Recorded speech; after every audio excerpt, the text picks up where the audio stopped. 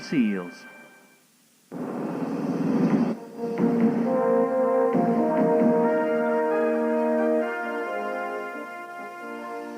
Nothing stops the U.S. Navy SEALs. They're always at the ready.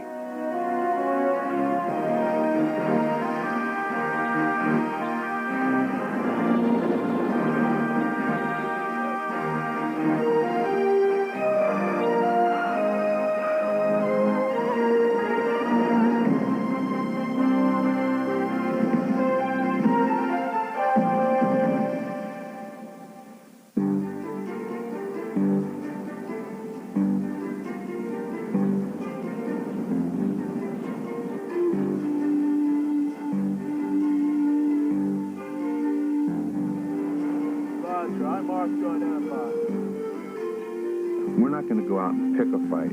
We're going to go there, we're going to do our thing, and if we do it right, we're going to leave, and all the enemy is going to say is, what happened? Or, looks like somebody was here, but we didn't see anybody. We're not going to go out and shoot up the world a la Sylvester Stallone.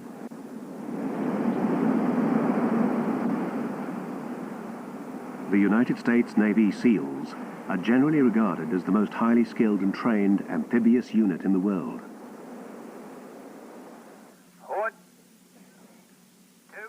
They're men who can push their bodies to the breaking point and beyond. Men who can function with a clear mind under the most severe and hostile conditions. The SEALs specialize in unconventional warfare, and their name reflects their ability to infiltrate enemy territory from the sea, from the air, or on the land. SEALs are used for small unit missions. Missions where perhaps eyes on a situation is needed. You've got to go into a situation, be able to see it, and then call back through a radio, telling someone else what you're seeing. The SEALs are not only trained to operate in the water, but must also be qualified parachute jumpers and experts in land warfare. They're frogmen, paratroopers, and commandos. An immediate reaction force that can operate anywhere at any time.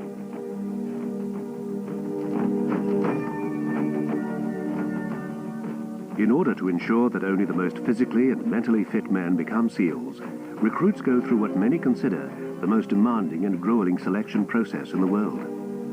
You have to understand that when you get through this training, you're going to be the first one that gets called upon to do something. If you're going into Grenada, if you're going into Panama, you're going into the Persian Gulf, somebody wants eyes and ears on the target. Whose eyes and ears do they want? They want the SEAL's eyes and ears. You've earned the right to be the first guy to go to that party. You've earned the right to be the first guy that your country calls on to send into harm's way. The origin of the SEALs goes back to the Second World War underwater demolition teams. UDTs, as they were called, were formed to clear safe channels through the German beach defenses for the hundreds of landing craft used in the invasion of Normandy. It was a difficult and dangerous task. The men were plunged into combat with little training. Conditions were terrible, but the mission was accomplished at some cost. We had suffered 80% casualties on that, call it an event. It was a very significant event for us. And following that, of course, they were in Okinawa as well. But they made their history, shall it be said, in blood in World War II. The idea of Iron Men, wooden ships, this was exactly what it was. The naked warrior was very much in evidence during World War II. The UDT units went on to serve in the Pacific War and later prepared the way for amphibious landings in the Korean War. In 1960, with American forces in Vietnam, a U.S. Navy study suggested the need for even more specialized units to work in sabotage. In 1962, President John F. Kennedy commissioned the first SEAL teams. President Kennedy felt Vietnam was a special type of war that required special types of personnel.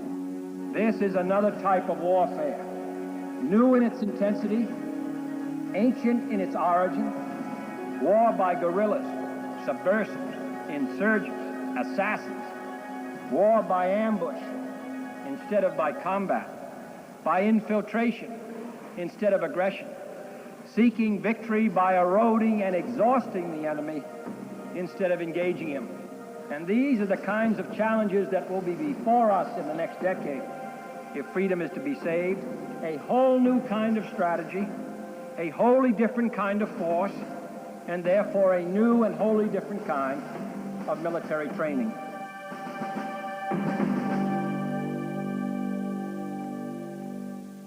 Our actions at this danger area will be as follows. We will come to this point. We'll be patrolling down here in our file.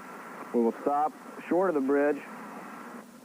The SEALs performed with distinction during the Vietnam War, particularly in the Mekong Delta, where they used the numerous rivers to gain access to their targets. Sometimes operating with South Vietnamese special forces, their missions included gathering intelligence, ambushes, and capturing Viet Cong officers. They worked with different types of indigenous forces, what were called Chu Hois or Hoi Chans, that were defectors from the Viet Cong that we would gather into our program and use them as scouts to lead us into certain areas. The SEALs emerged from Vietnam as the most decorated organization serving there, and were so successful in their missions that they were nicknamed Devils with Green Faces by the Viet Cong.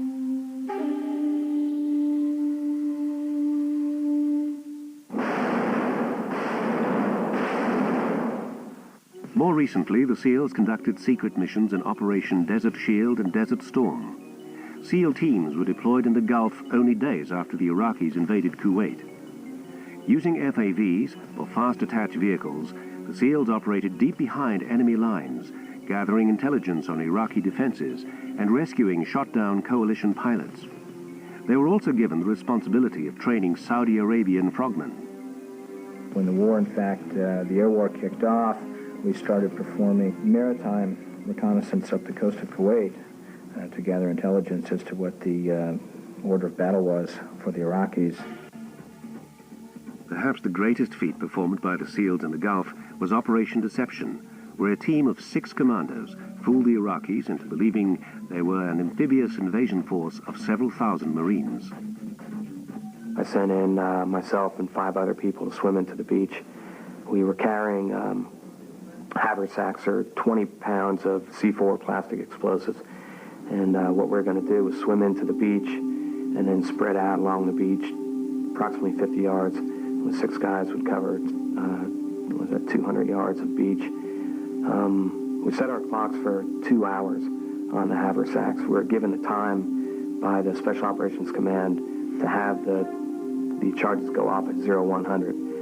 We didn't know it at the time, but at 0400, 3 hours after our charges went, that was when the ground war began.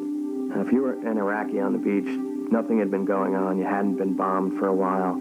And then all of a sudden, right offshore, you're getting fire. 50 caliber machine guns, grenade launchers coming in. You can tell it's not a plane. You can tell it's not a ship offshore, because if you look, these boats are real close and they're just hammering your area. As I said earlier, the ground war began at 0400 right after that.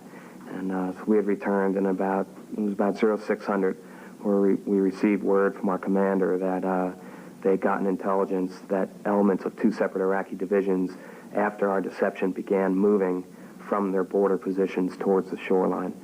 And when we heard that, that's what really made us feel good, because our mission worked, and hopefully it saved some lives of Marines and Army personnel that were beginning the ground assault.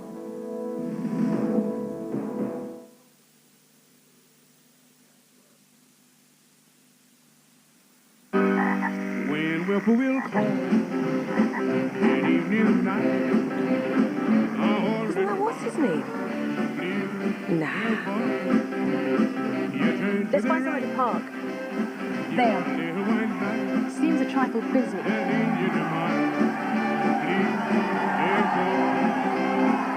Bag! That's rich coming from you. No, give me the bag. The Peugeot 106 Mardi Gras Special Edition. Buy 106 this summer, insurance won't cost you one dime.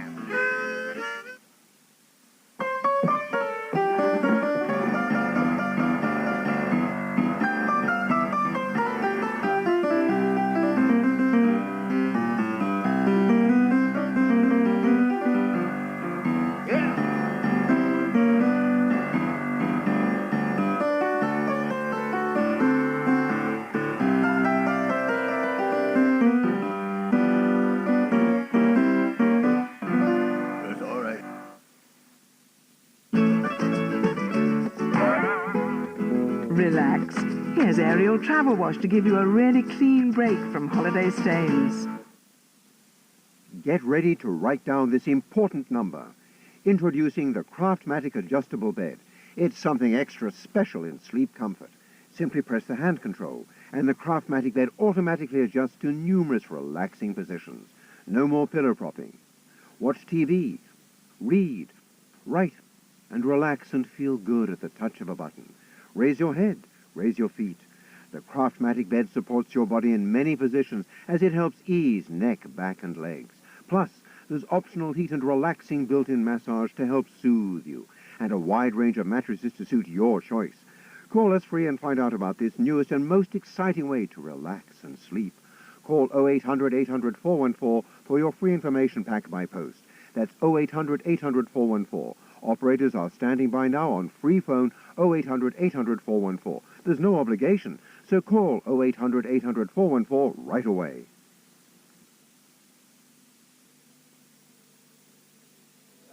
We're all leaving. O'Leary was closing the bar. When he turned and he said to the lady in red, "Get out, you can't stay where you are." Because of the acknowledged danger of naval special warfare, prospective SEALs go through a rigorous training program. Only about 4 in 10 complete it. Volunteers are sent to Coronado, California, for BUDS, or Basic Underwater Demolition SEAL Training. The recruits first complete a 7-week pre-training course and then start BUDS, which consists of 3 phases and lasts 25 weeks. Potential SEALs come from all walks of life and join for many different reasons. I think for the action and the adventure, the thrill of being here, participating with the best of the best. I want to serve my country, and I wanted to make the ultimate sacrifice. I mean, this is the ultimate training.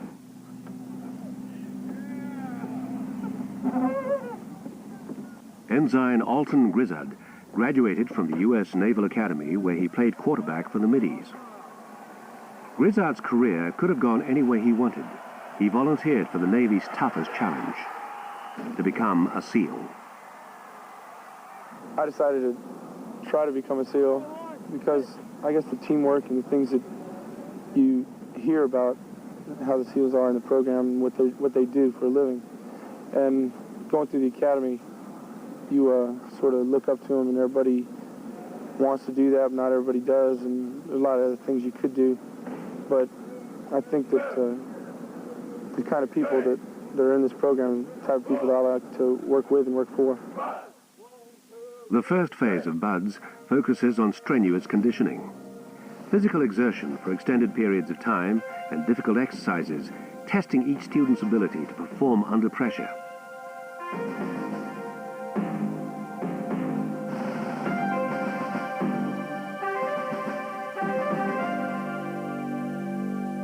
It's basically a physical conditioning, mental conditioning phase in which we assess them as they go along and heap tremendous amounts of physical and mental stress upon them.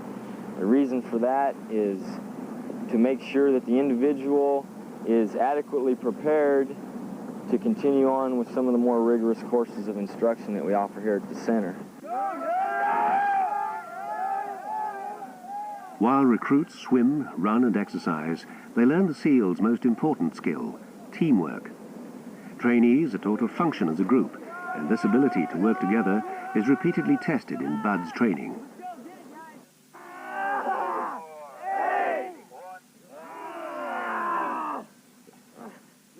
Well, teamwork is the key element in naval special warfare. There was an old Master Chief, Stoney was his name, and he wrote up on a chalkboard one day, SEAL team.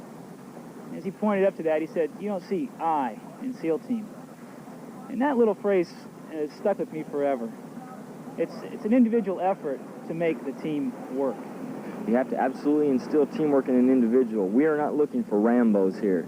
We're not looking for a guy to go out and take on the world by himself. That kind of individual we want to get rid of, because that's the kind of individual that's going to go out there. He's not going to be able to follow someone, take orders from the leader. Say a two-headed dog is a mutant, and you can only have one leader. And an individual that's incapable of taking his orders from his superior or his officer in charge is going to be the individual that gets the group killed. And we don't want that person. Down, 6, down, 7, down, 8, down, 9, down, 20. Senior Chief Harwood! Senior Chief Harwood! You guys got to start acting as a team. You guys want to be a team? You want to be individuals. During the first phase, recruits go through weekly room inspections, which test each man's ability to act as part of a team. Who cut your hair, man? I did, Chief Cooper. You cut your own hair for inspection. I took a razor to it, Chief Cooper. Do you think it's straight? Or do you have any idea? About face. One mistake introduces the recruit to the harsh realities of life as a whole SEAL. day cleaning your room, and you still got 4 hits in here. What does that tell you? Says we didn't know good enough job, Chief Cooper. SEAL instructors have their own disciplinary system. That's pretty pathetic. You lock, you go get wet and sandy. You go get wet and sandy, Newell. Lock, and go get wet and sandy. Tell you what. You go down, you go get wet and sandy. Booyah, Chief Cooper!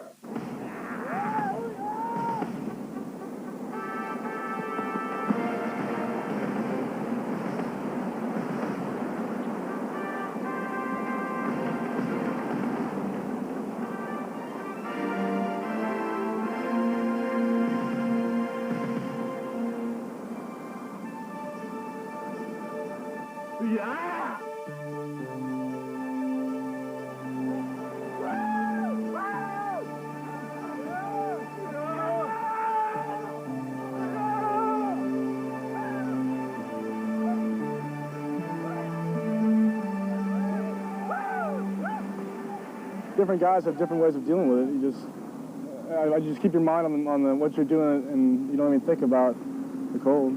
It's cold, but you just don't think about it. Mr. Yardy, Petty Officer Bever, I hold you personally responsible for this gaggle. Attention to detail, gentlemen. Some of you people showed up. Who got you, Chico? Weren't starched. Your boots weren't signed. 2 people weren't shaved. Haircuts they cut by themselves.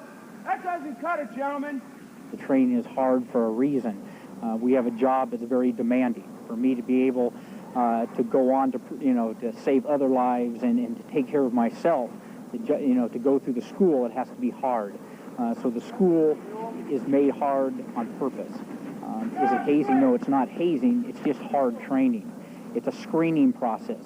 Okay, you learn something here. You learn how much you can put up with and how much you can do in cold situations and under stressful situations, and they find out through the school who can't be in those situations.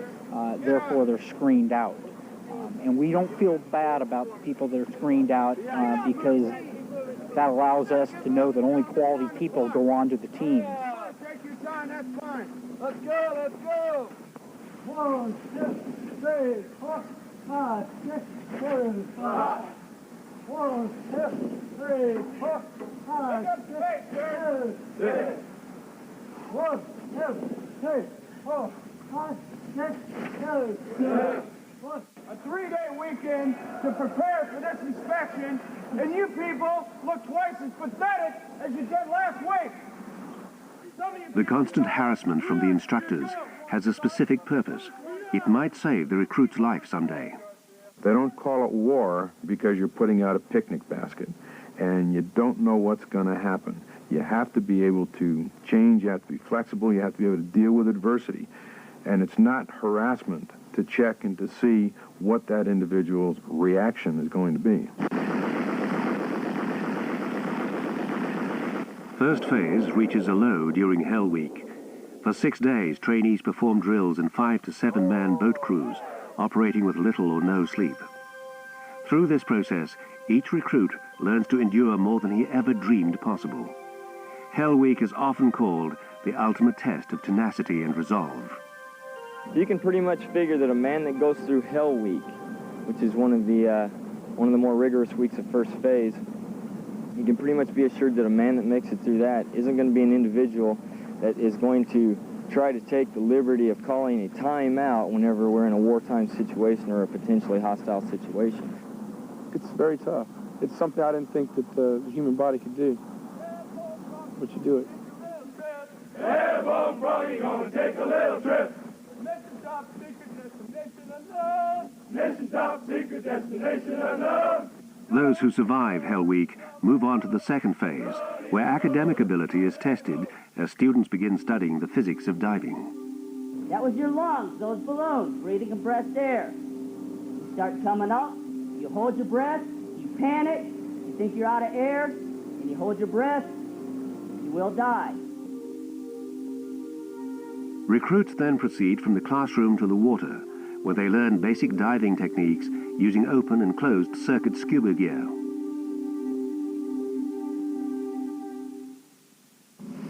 Students in the diving phase must complete a 6-mile swim, a 14-mile timed run, and finish the grueling obstacle course in under 10 minutes. There's a saying at BUD/S that the only easy day was yesterday. That is really true for the students who go through this, the trainees who go through this course, because yesterday was easy because it's over. You've still got today and tomorrow to go through. The third and last phase of training takes place on San Clemente Island and concentrates on land warfare and underwater demolition techniques. Most of this training is classified and has rarely been documented. Upon completion of the third phase, the BUD/S graduate is assigned to an actual SEAL team. When a student graduates from the basic underwater SEAL training course, his experience demands on his mind and body that he would never have believed possible. The SEAL's predecessor, the Frogmen of World War II, worked only in water. The modern SEAL is capable of striking from the sea into any type of terrain. In this mission, normally performed at night, the team has been given the task of destroying a mock power plant.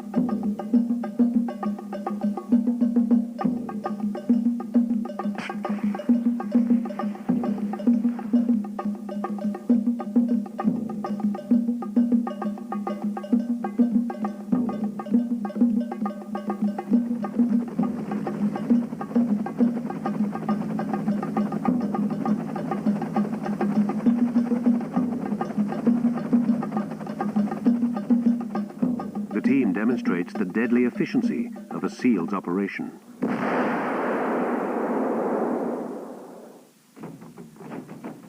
Today's SEALs are better prepared than ever before. They use state-of-the-art equipment like the closed-circuit underwater apparatus. This underwater breathing system recycles the air a diver breathes out so that it leaves no bubbles. Using this system in 1989, SEALs were able to disable enemy vessels during the invasion of Panama.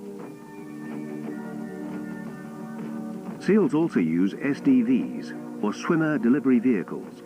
These small 6-man submarines are propelled by an electric motor and are made of non-ferrous materials that are virtually undetectable to radar or sonar.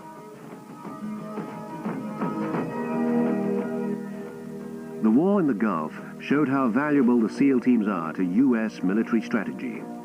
In today's ever-changing political climate, the role of the SEALs will be even more important in the future. Most likely we are not going to be fighting the major conflicts. With a whole lot of luck, we won't be involved in a nuclear conflict. If we are fortunate enough to be able to limit conflicts to the utilization of small units, special operations forces, I think that the world will be a much better place. Hopefully we can do that. And if that happens, if something comes up, it's going to be us that gets the call.